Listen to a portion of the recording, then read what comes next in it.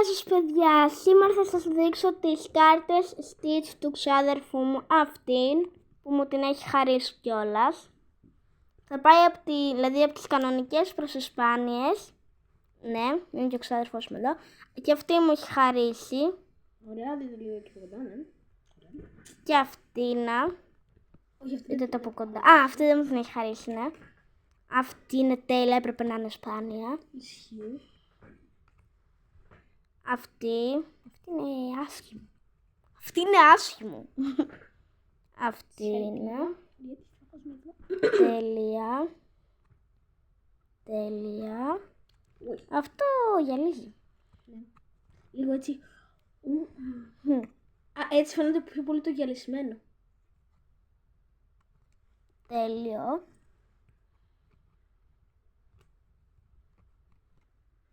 Φαίνεται πολύ ωραίο το γυαλισμένο έτσι πως το έχω. Το βελούνι. Αυτό είναι σπάνια, άμα δεν είπαμε. Τώρα πάμε στους σπάνιες. Δεν το είπαμε. Ούτε καν. Σε αυτές που είναι λίγο πιο σπάνιες από τις κανονικές, αυτό εννοεί. Αυτές που είναι Δείξτε λίγο λίγο. από κάτω. Όταν τις δείχνεις από κοντά, αυτές που γυαλίζουνε. Εντάξει, θα τις δείχνω. Ανάποδα την κρατάς.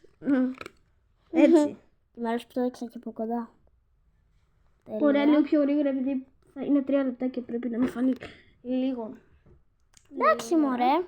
Προλαμβάνουμε. Αυτή. Πολύ ωραία. Αυτή. Και αυτή σπάνια πρέπει να είναι. Αυτή είναι χρυσή, μπρο. Αυτή είναι τέλεια. Ωραία. Τέλεια. Και αυτή είναι. Ναι, Μαρίτη κοπότη. Και αυτή. Πόσο λεπτό έχουν περάσει? Θέλουμε 1 λεπτό ακόμα, οπότε νομίζω που λέμε. Εντάξει, μην κρύβεις το φακό. Κρύβεις το φακό.